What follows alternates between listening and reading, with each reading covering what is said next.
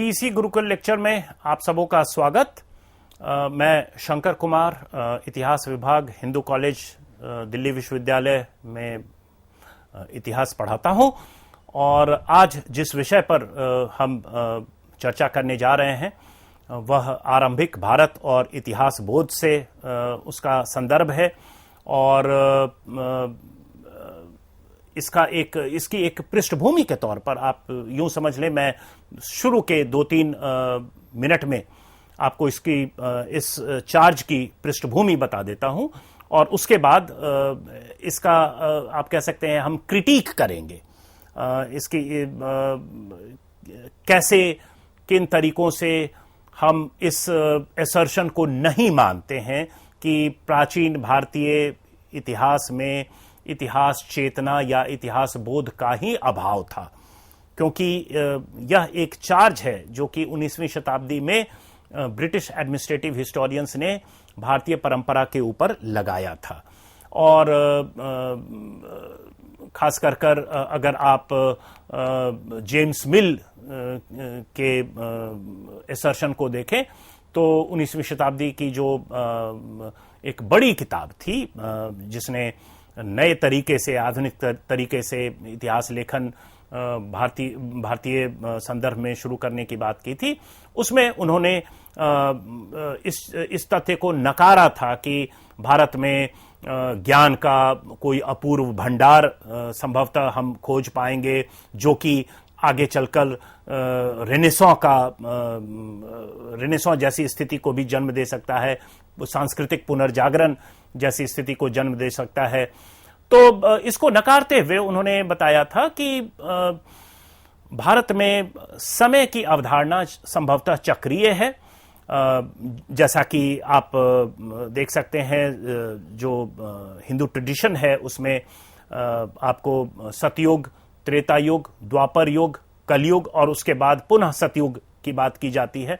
तो कहीं ना कहीं जो इवेंट होता है अतीत का, जो एक घटना होती है, वो यूनिक नहीं होती। और वो यूनिक इसलिए नहीं होती क्योंकि समय गोल घूम रहा है और वो पुनः उस समय पर आएगा। तो जो हुआ है वो पुनः होगा, जो कैरेक्टर है वो पुनः वो कैरेक्टर आएगा। So there is nothing unique about events और कैरेक्टर्स इन हिस्ट्री। और सभी में कहीं ना कहीं एक रिपीटेडली वो उस चीज को घूमता पहिया की तरह वो बार बार होता रहेगा। और इसी के फलस्वरूप संभवतः प्राचीन भारतीयों में एक मान्यता जन्म ली जिसमें वो हिस्ट्री को रिकॉर्ड नहीं करते थे बदलते समय के साथ, क्योंकि उनकी मान्यता थी कि जो आज हुआ है वो पुनः कभी रिपीट होगा। तो अगर कोई चीज यूनिक ही नहीं है तो आप उसको क्यों इतना तूल दें, क्यों उसको रिकॉर्ड करें। तो इस तरह की दर्शन के होने की बात की गई ब्रिटिश एडमिनिस्ट्रेटिव हिस्टोरियंस के द्वारा। और कहीं ना कहीं यह भी साथ में दर्शाया गया, उसके पीछे की जो राजनीति ये थी कि 19वीं शताब्दी की राजनीति को अगर आप देखें तो यह भी था कि भाई जो अनडेवलप्ड प्रिमिटिव कम्युनिटीज हैं उसमें समय की चक्रीय अवधारणा होती है, और जिन सोसाइटीज में, जिन कल्चर्स में, जिन सिविलाइजेशंस में समय की अवधारणा लीनियर होती है, जो कि प्रो चेंज होता है, जहां इवेंट्स यूनिक होते हैं, वो हमेशा बदलता रहता है, चेंज होता रहता है। तो वैसी जो संस्कृतियां हैं और वैसे जो सभ्यताएं हैं वो डेवलपमेंट ओरिएंटेड होते हैं। तो एक प्रिमिटिव सोसाइटी के ट्रेट के तौर पर प्राचीन भारत की समय की चक्रीय अवधारणा को प्रस्तुत किया गया। और उसके कॉन्ट्रास्ट में जो जुडायो क्रिश्चियन ट्रेडिशन है समय का, जो कि लीनियर था और उसमें कई त्रुटियां हैं, उसकी चर्चा हम बाद में करेंगे। जैसे उदाहरण के तौर पर जो चर्च 15वीं-16वीं शताब्दी तक बताता था और पूरे यूरोप में यही ज्ञान व्याप्त था कि universe came into existence, earth came into existence not before 6000 years back. तो 6000 साल ही पुराना इतिहास है हमारे प्लैनेट का, हमारे अर्थ का, हमारे पृथ्वी का।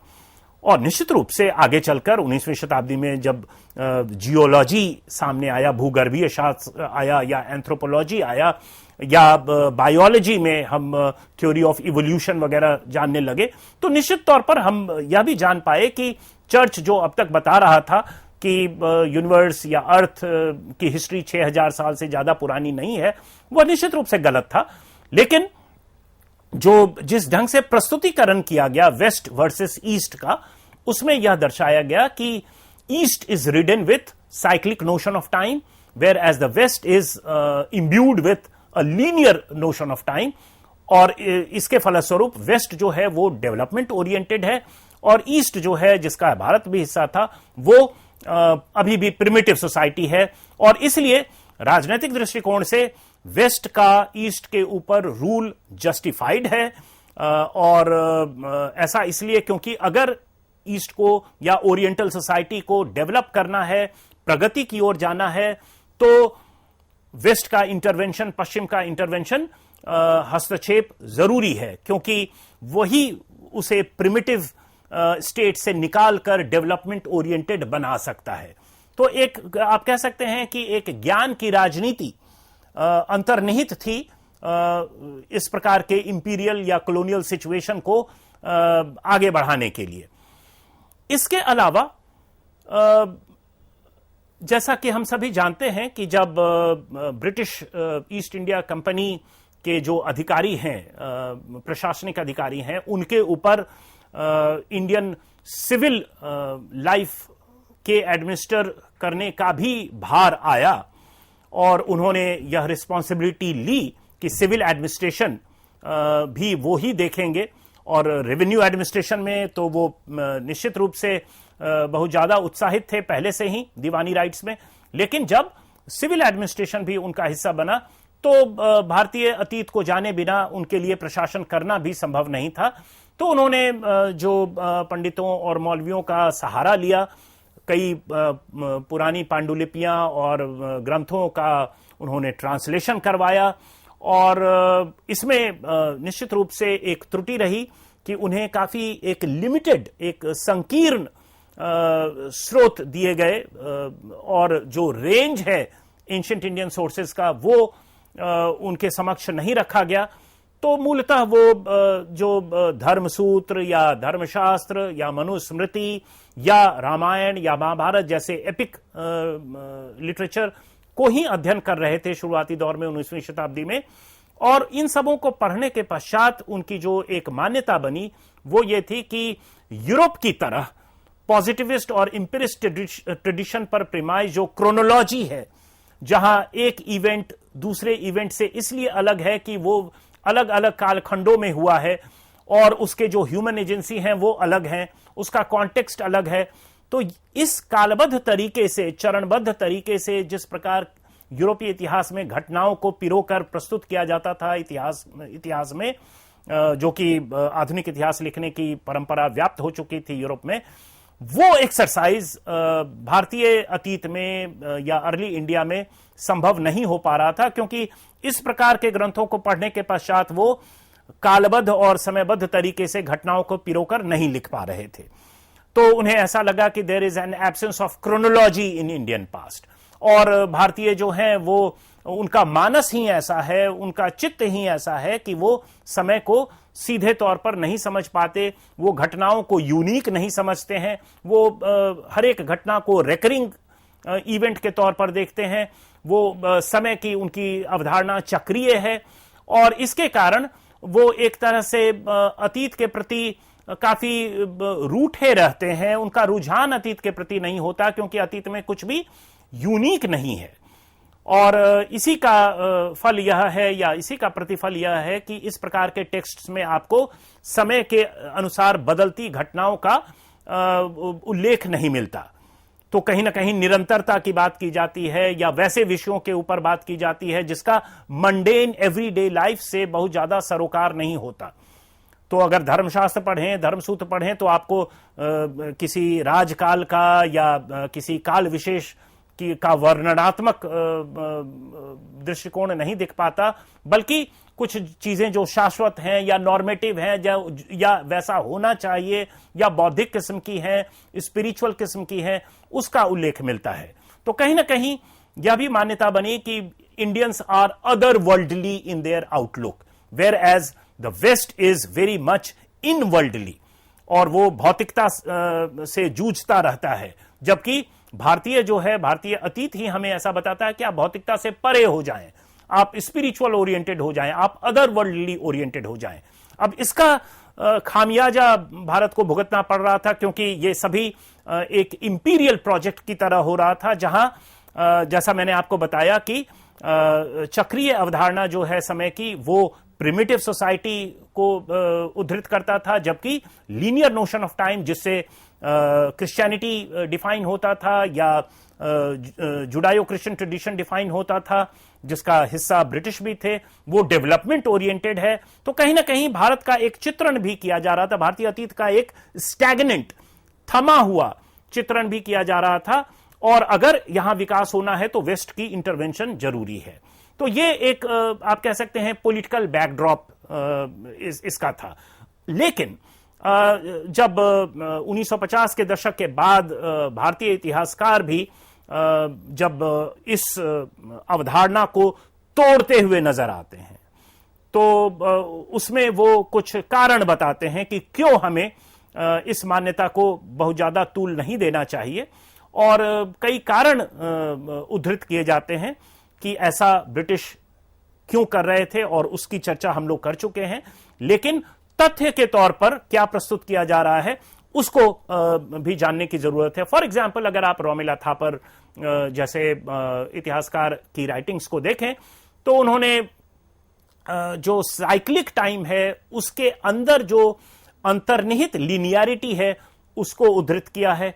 इसके पश्चात वो यह भी कहती हैं कि अगर आप पुराण को पढ़ें, एक ग्रंथ के तौर पर पुराणों को पढ़ें, तो आपको हो सकता है कि समय की प्रतिबद्धता वैसा बिल्कुल न मिले जहां हर एक ईस्वी के साथ या किसी संवत के साथ चीजों का व्याख्या हो, लेकिन कहीं ना कहीं there is an embedded chronology in this, यानी वो अंतर्निहित है क्रोनोलॉजी, उसके पूरे व्याकरण में, उसके एसर्शन में अंतर्निहित है। मान लीजिए कि कोई राजा अपनी वंशावली को पुराण में प्रस्तुत कर रहा है, और पुराण में वंशावलियों की भरमार है। कई वंशावली जो है वो कृत्रिम तरीके से तैयार की जाती थी, यानी कि उसका हो सकता है कि सही में वैसा नहीं हुआ हो, लेकिन हमें यह बताया जाता है, और यह ध्यान देने की बात है कि जब आप कृत्रिम तरीके से भी वंशावली बना रहे हैं, तो कहीं ना कहीं आप समय की एक लीनियर अवधारणा भी कर रहे हैं। आप अपने से 4 पुरखों तक का या अपने से पीछे 5 पुरखों तक का उल्लेख कर रहे हैं कि फला व्यक्ति के पुत्र के तौर पर ये राजा आए, उसके पश्चात उसके पुत्र पर ये राजा आए, उसके बाद फिर इस वंशज का जन्म हुआ, और फिर आप हैं। और कई बार तो जो फिक्टिशियस तरीके से ही इन वंशावलियों में वंशजों को सूर्यवंशी या चंद्रवंशी भी बताया जाता था, ताकि उन्हें लेजिटिमेसी मिल सके। जो नॉर्म था प्राचीन भारत रूलिंग सिस्टम का, तो उससे अपने आप को जोड़ना चाहते थे। Now these are good examples of mundane concern, जो कि राजव्यवस्था के लिए काफी जरूरी है। कोई भी राजव्यवस्था चाहेगा कि उसे इस प्रकार की लेजिटिमेसी अतीत से मिले, और उस समय अतीत से ही आप लेजिटिमेसी ले सकते थे। आपके पास संविधान नहीं होता था, आपके पास बैलेट सिस्टम या इलेक्शन सिस्टम नहीं होता था जिससे आप रूल करने की लेजिटिमेसी ले सकते थे। लेजिटिमेसी आप हमेशा अतीत से ही लेते थे। प्री मॉडर्न सोसाइटी में यही नॉर्म भी रहा है, और अतीत को आप अपने तरीके से उसमें चेंज कर रहे हैं, उसको अपने तरीके से प्रस्तुत कर रहे हैं। यह अपने आप में अतीत के प्रति सचेत होने की बात को बताता है कि आप अतीत को इतना महत्वपूर्ण मानते हैं कि उसमें आप थोड़ा छेड़खानी कर भी अपने आप को लेजिटिमेट साबित करना चाहते हैं। तो ऐसा नहीं है कि प्राचीन भारतीय अतीत की तरफ बिल्कुल विमुख थे और अतीत से बिल्कुल विमुख थे, बल्कि अतीत का वो आप कह सकते हैं इंस्ट्रूमेंटल यूज कर रहे थे अपनी पॉलिटी को लेजिटिमाइज करने का। और ये अपने आप में एक काफी जो आप कह सकते हैं कि फिजिकल लाइफ या मटेरियल लाइफ से लिप्त होने की के संदर्भ को बताता है। तो ऐसा नहीं है कि प्राचीन भारतीय लोग वो अदर वर्ल्डली थे और वो भौतिकता से बिल्कुल विमुख थे और वो स्पिरिचुअल क्वेस्ट में रहते थे। तो ये जो एक सोच बनाई गई 19वीं शताब्दी में, उससे अलग है।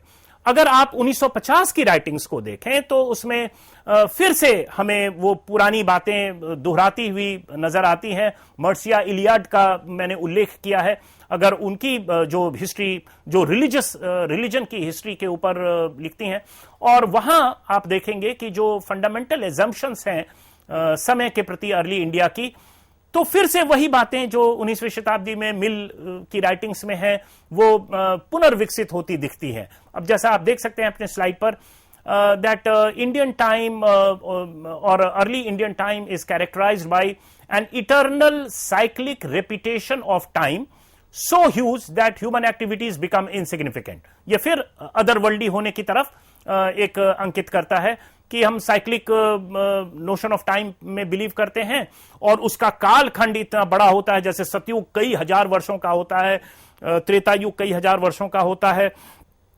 तो इतने बड़े कालखंड में मनुष्य की क्या औकात है और मनुष्य की क्या बिसात है, ह्यूमन लाइफ की क्या बिसात है, और ऐसा ही सोचकर हम ह्यूमन लाइफ के बारे में लिखते ही नहीं थे। तो कहीं ना कहीं ये एक उसकी पुनरावृत्ति होती दिखती है मर्सिया इलियाड की राइटिंग्स में। दूसरा आप देख सकते हैं अपने स्लाइड पर, नो बिगिनिंग और and in the continuous cyclic time. तो जैसा कि समय का जो लीनियर कंसेप्चुअलाइजेशन है उसके विपरीत इसका कोई अंत नहीं है, इसकी कोई शुरुआत नहीं है। तो यह शाश्वत है, निरंतर है, और जब सब कुछ निरंतर है, कुछ बदल नहीं रहा है, तो आप क्यों उसके डिटेल्स को लिखेंगे। तो यह फिर से आप कह सकते हैं कि ऐतिहासिक चेतना नहीं होने की बात को दोहराता है। वैसे ही तीसरा जो आप देख सकते हैं अपने स्लाइड पर, the cycle returns with unchanging regularity and in unchanging form, hence a refusal of history, जिसकी बात हम लोग कर रहे हैं कि कहीं इतिहास को ही नकार रहे हैं। लेकिन जैसा मैंने कहा कि अगर 19वीं शताब्दी में विकसित और 20वीं शताब्दी में उसी चीज को आगे बढ़ाते हुए जो आर्कियोलॉजिकल स्टडीज हैं, अगर आप अशोक के शिलालेख को देखें, जूनागढ़ इंस्क्रिप्शन को देखें, तो समय का सीधा उल्लेख है कि फला साल में, शासन के फला साल में कलिंग पर आक्रमण किया जा रहा है 12वें वर्ष में या 13वें वर्ष में। जूनागढ़ इंस्क्रिप्शन में एक राजा रुद्रदमन अपने पहले 200 साल 300 साल पहले किसी मौर्य राजा के तहत जो गवर्नर हैं उनके द्वारा सुदर्शन तालाब के निर्माण की बात कर रहे हैं, जिसका रिपेयर वो करवा रहे हैं। बाद में जाकर एक कोई दूसरा राजा वही काम कर रहा है। तो कहीं ना कहीं अतीत के प्रति लोग सचेत हैं। और पुराण के बारे में मैंने आपको बताया कि कैसे इंस्ट्रूमेंटल यूज ऑफ पास्ट किया जा रहा है। तो इतिहास मूलतः, और मैं अब इसे सम अप कर रहा हूं, कि हरेक समाज, हरेक संस्कृति, हर एक सभ्यता अपने तरीके से समय को परिभाषित करता है। कोई जरूरी नहीं है कि जैसा यूरोप में हुआ वही रेप्लिकेट हो तो वो हिस्ट्री है, और वो रेप्लिकेट नहीं हो टाइम का कंसेप्चुअलाइजेशन तो वो हिस्ट्री नहीं है। तो अगर प्राचीन भारतीय इतिहास में समय को एक दूसरे नजरिए से देखा जा रहा था और समय का एक इंस्ट्रूमेंटल यूज किया जा रहा था वर्तमान को लेजिटिमाइज करने के लिए, तो आप उसे समय को नकारना नहीं कह सकते। वो समय की परिकल्पना निश्चित रूप से दूसरे ढंग से की जा रही है, लेकिन अतीत और समय को लोग महत्व दे रहे हैं। बदलती हुई परिस्थितियों के बारे में वो सजग हैं। अतीत का वर्तमान से क्या संबंध हो सकता है और अतीत का किस प्रकार से वर्तमान को जस्टिफाई करने के लिए, रैशनलाइज करने के लिए यूज किया जा सकता है, उसके कई उदाहरण आपको पुराण की वंशावलियां देती हैं। और इसके अलावा भी आपको कई फैक्चुअल इंस्टेंस, अगर आप बौद्ध स्रोत को देखते, अगर आप जैन स्रोतों को भी देखते, या जो हिंदुइज्म के और भी स्रोत हैं, धर्मशास्त्र और धर्मसूत्र और मनुस्मृति के इतर अगर स्रोतों को देखते, जैसे बायोग्राफिकल डिटेल्स को देखते, तो आपको राजतरंगिणी पढ़ते, तो आपको समय की एक लीनियर अंडरस्टैंडिंग का भी एग्जाम्पल मिलता। लेकिन ऐसा 19वीं शताब्दी के ईस्ट इंडिया कंपनी के जो एडमिनिस्ट्रेटिव हिस्टोरियंस हैं वो नहीं कर पा रहे थे, और संभवतः इसी कारण इस प्रकार की एक अवधारणा बनी थी, जिसका भारतीय इतिहासकारों ने पुरजोर खंडन किया है। और आज के दिन में हम यह जानते हैं कि प्राचीन भारत में भी इतिहास के प्रति लोग सजग थे, और ऐतिहासिक चेतना उनमें पूरी तरह से व्याप्त थी। धन्यवाद।